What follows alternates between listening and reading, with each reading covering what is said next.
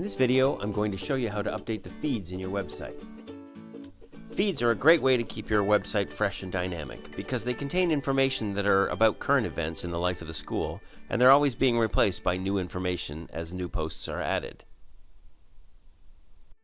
There are two types of feeds in Websby: the school news feed, which is on its own, and the rest of the feeds, which are in Webspaces. While anyone in the school can submit an article to the school news, only school administrators, such as principals or office heads, can approve those posts as well as allow them to be published to the website. The school news can be found at the center of the school's landing page in Websby. If you're watching this video and you've seen the school news but it didn't have all the buttons shown here, then you probably didn't have the authority to authorize feed posts. To create a new feed post, simply click on the button labeled Submit an Article and the feed editor will open up. Almost identical to the regular Websby document editor, which allows for rich text editing along with images, tables, links, and embedded media, the feed editor is unique because it has a little button to upload a thumbnail that can be associated with the post. The first thing to do is give your post a title and then create it. To save time, I'm adding some text from my clipboard.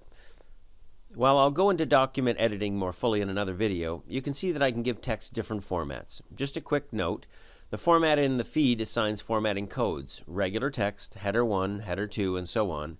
And what it looks like in the editor is not necessarily what it'll look like on the web because of Websby's capability to set global styles for documents across a site. This means that in one website, a header 1 might be a red Google font, and in another, header 1 might be a green traditional font, all depending on the design of that particular site. Now, once you've finished your post, you can select an appropriate thumbnail to go with it. You don't have to add a thumbnail, but in most Websby sites, thumbnails are visible and they really make the content look a lot better. Try to use small images that are the same shape for a given feed so that the website will look neat and consistent. Once you've uploaded your image, then you're ready to submit the post, and click Submit button to do so. You will be returned to the feed view and your new post will be at the top. In the school news only, if you are one of the people with the approval rights, you will see 3 buttons below your new post: Approve, Edit, and Reject. In districts that use Websby for their learning management system and parent and student engagement platform, clicking on the Approve button will release the news post to the internal audience of students, staff, and parents. Once the post has been approved, another button will become visible with the label Show on Website. This is for Websby. Once that button is clicked, any layout in the school website that has that particular news feed shown in it will start displaying the new feed post that you just made. All feeds feature the ability to delay the post until a specific date, as well as expire any post on a specific date.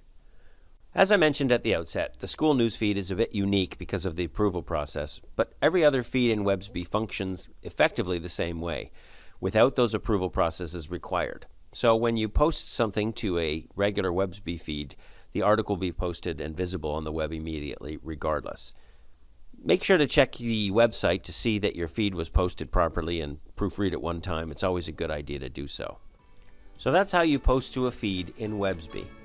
Look for more videos that will go into detail about the various parts of Websby that you've seen in this overview, and don't forget to visit our help site at help.websby.net for more information and tutorials. Until next time, so long.